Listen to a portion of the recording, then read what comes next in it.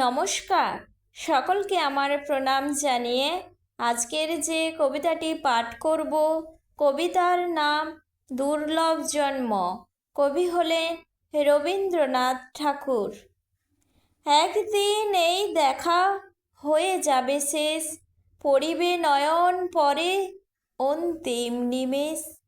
পরদিনে এই মতো পুহাইবে রাত, জাগ্রত জগৎ পরে জাগিবে প্রভাত। কলরবে চলিবে সংসারের খেলা, সুখে দুঃখে ঘরে ঘরে বহি যাবে বেলা। যে কথা স্মরণ করি নিখিলের পানে, আমি আজি চেয়ে আছি উৎসুক নয়নে। যাহা কিছু হেরি চোখে কিছু তুচ্ছ নয়, সকলেই দুর্লভ বলে আজি মনে হয়। দুর্লভ এ ধরনীর লেশতম স্থান, দুর্লভ এ জগতের ব্যর্থতম প্রাণ।